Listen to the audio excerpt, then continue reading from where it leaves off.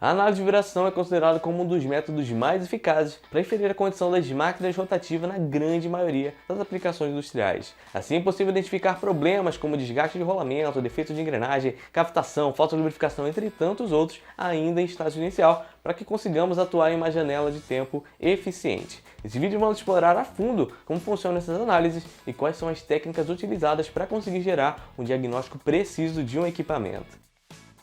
Existem basicamente duas formas de coletar os dados de vibração de um equipamento: a periódica de forma offline e a contínua com monitoramento online. Só que hoje em dia está tão fácil colocar um sensor que fica 24 horas no equipamento, coletando dados dele ali, que eu vou focar 100% no monitoramento online aqui nesse vídeo. Justamente porque o segredo para conseguir ter diagnósticos precisos e confiáveis está diretamente relacionado com a quantidade de dados que nós temos do equipamento. Nós vamos entender com calma como que isso funciona. Mas vamos lá, como é que conseguimos inferir uma condição de falha potencial a partir dos dados de vibração? Basicamente podemos resumir em duas técnicas que analisam os sinais: a técnica de valores globais e a técnica de análise espectral. Vamos começar falando da mais simples, que é avaliando os valores globais de vibração de um equipamento. O que fazemos é coletar os sinais de vibração durante um curto período de tempo que representam a velocidade e aceleração do movimento, podendo ser subdividida em 3 eixos de acordo com o movimento para termos a influência da vibração em cada uma das direções individualmente. Então, com essa coleta, teremos um sinal como esse aqui, representando a vibração em cada um dos eixos. Nós já até poderíamos tentar analisar a forma de onda desse jeito aqui, porém muitas vezes não é uma boa ideia, porque é muito difícil separar os sinais de vibração dos sinais de anomalias. Especialmente em sinais bem ruidosos, se torna bem difícil chegar em alguma conclusão embasada que vai te ajudar no dia a dia. Então a gente precisa de algo mais objetivo para conseguir facilitar a análise, como um número que consiga descrever a intensidade desse sinal. O primeiro parâmetro a se avaliar é o valor de pico e pico a pico de um sinal de vibração. Basicamente, se houver a presença de impacto no movimento dos componentes, isso vai se refletir nos valores de pico do sinal. Da mesma forma, sob uma condição de falha, a amplitude dos picos tende a aumentar em função da gravidade e do tipo de falha. Porém, esse método ainda não é muito eficiente em detectar falha nos equipamentos, porque não temos uma boa representação da onda. Ele acaba sendo também muito sensível à interferência de ruído. Então, na prática, o mais comum é avaliar o valor RMS do sinal, que nada mais é do que uma forma de tirar uma média desse sinal. A ideia é que, conforme a condição do equipamento vai piorando, a vibração média também vai aumentando e, acompanhando esse sinal, podemos detectar quando ele passa de um limite tolerável. Mas tem um detalhezinho: essa aqui não é uma média tradicional. O que acontece é que em sinais oscilatórios a gente não consegue tirar uma média normal como a gente está acostumado lá na matemática, porque positivo com negativo ia dar zero, então a gente não tem nenhuma informação relevante sobre a onda. Essa técnica RMS significa Root Mean Square, ou seja, não vamos simplesmente tirar uma média, mas vamos elevar ao quadrado, tirar a raiz e daí calcular a média desse sinal. Dessa forma conseguimos achar um valor que consegue representar a intensidade do sinal muito mais precisamente do que simplesmente avaliando os picos. Assim, esse método é mais eficiente em identificar falhas de maior energia que impactam com maior intensidade o movimento do equipamento, como um desbalanceamento ou um desalinhamento no eixo. Já para outros tipos de falhas que não impactam tanto o sinal, como falhas em rolamentos, desgaste de engrenagens ou falhas em estágio inicial, ele geralmente não é tão eficiente. Imagina aquela pequena falha na pista externa de um rolamento, como a gente viu antes. Conforme a falha evolui, ela vai produzindo pequenas inserções de alta energia que aumentam o valor de pico, mas acabam tendo pouca influência sobre o valor RMS. Então esse tipo de análise isoladamente acaba não sendo eficiente, porque o valor RMS ele é uma média, né? Então acaba que os efeitos menores acabam sendo diluídos pelo valor total. Assim, para ele funcionar, tem que ter um volume muito maior de vibração, que de forma geral falhas em estágio inicial não tem. Então na prática, essa análise é mais útil para casos que queremos avaliar uma tendência de vibração como acompanhamento da evolução de um defeito em um equipamento. Então, para a gente conseguir detectar falhas com mais precisão e confiabilidade, precisamos de uma ferramenta mais poderosa. E aí, até agora esse vídeo está sendo interessante para você? Então peço para você deixar um like e se inscrever no canal, porque toda semana postamos 2 vídeos de temas relevantes para manutenção que eu tenho certeza que você não vai querer perder, então já se inscreve aí para não perder nada.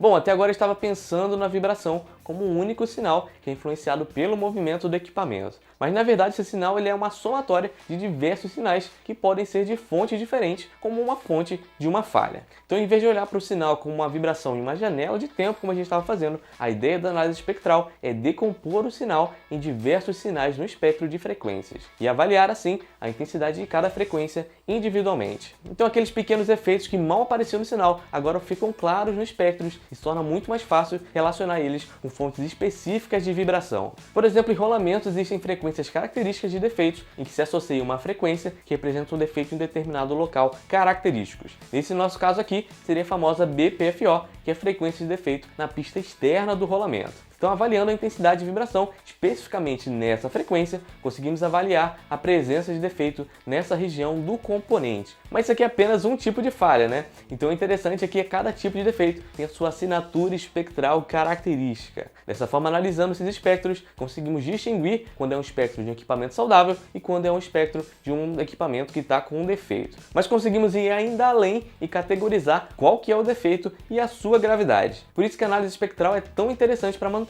e é utilizada em diversas aplicações. Mas obviamente que eu estou simplificando um pouco as coisas para caber dentro desse vídeo. Tem muitos detalhes que devem ser levados em consideração na hora de fazer essa análise. Mas lembra que no começo do vídeo eu falei que o segredo para ter diagnósticos precisos e confiáveis é a quantidade de dados? Então você precisa de um sensor que fique constantemente no equipamento, coletando o máximo de dados possível. Mas você simplesmente não vai dar conta de ficar analisando esse monte de espectro ao longo do dia de todos os equipamentos que você tem monitorados. Por isso que a gente precisa de uma tecnologia que seja capaz de interpretar esses dados e gerar informação relevante somente quando for útil para você. Esse exatamente é o salto de tecnologia que estamos vendo na manutenção com a aplicação de inteligência artificial no monitoramento dos equipamentos. A tecnologia da Traction é a melhor do mercado justamente porque a plataforma utiliza uma quantidade massiva de dados. A gente está falando de mais de 2,6 milhões de coletas por dia, totalizando mais de 1,5 bilhão de coletas, em que já foram identificadas mais de 18 mil falhas no equipamento em toda a América Latina. Com todo esse banco de dados, a plataforma consegue ser muito mais assertiva nos diagnósticos. Então, ao longo do dia, a plataforma está ali constantemente analisando os sinais de vibração, ou seja, a cada 5 minutos você tem um acompanhamento bem embasado da condição do seu equipamento. Então, em vez de se basear em apenas uma coleta que aconteceu uma vez em uma situação operacional específica, a plataforma utiliza dezenas de coletas para fazer uma análise profunda. Por isso que ela consegue gerar diagnósticos com tanta precisão.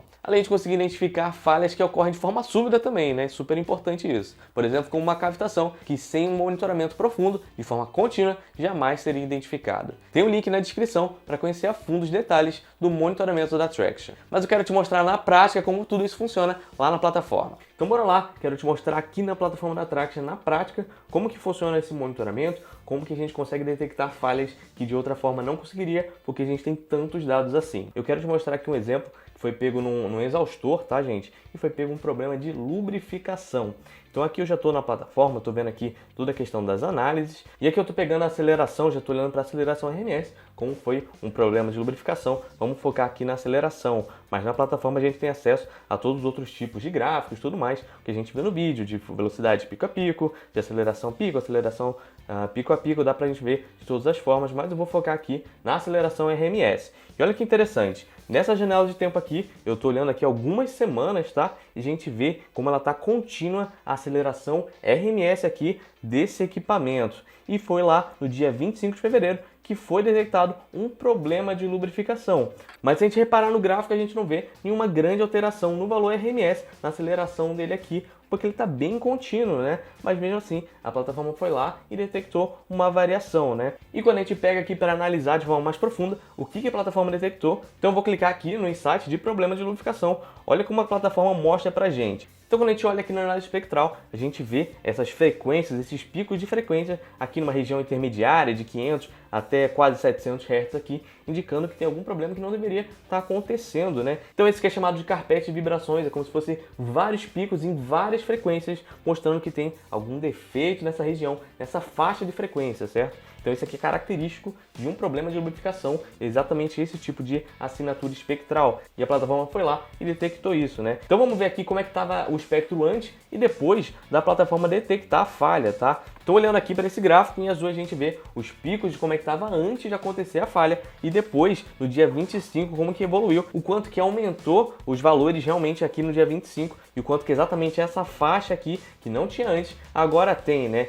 Então a plataforma foi lá, detectou os sinais e mostrou pra gente, opa, não deveria ter essa região, esses picos aqui nessa faixa, que seria um problema de lubrificação, né? Então se eu tivesse simplesmente uma análise RMS como essa aqui, olhando para aceleração e determinando certos alertas quando passar de determinado valor, eu simplesmente não detectaria esse tipo de problema de lubrificação, como tantos outros, como eu expliquei aqui no vídeo, né? Então basicamente é super interessante, essa que é a importância da gente fazer essas análises espectrais de forma contínua para ter mais dados e ter mais informações sobre a condição do nosso equipamento. Então é interessante que em poucos dias, né, poderia acontecer alguma coisa ali no nosso equipamento que poderia gerar um problema de lubrificação como esse, uma contaminação, algum problema de temperatura que mudou a consistência, as propriedades ali do material, né? Então se você tivesse inspeções rotineiras a cada 1 mês, 2 meses, você ficaria descoberto esse período sem saber o que está acontecendo com o equipamento, né? Então o monitoramento é interessante exatamente por isso, porque ele consegue te dar uma visão clara e contínua do que está acontecendo com a sua máquina e não só se basear os seus dados, o que você vai fazer baseado na coleta que aconteceu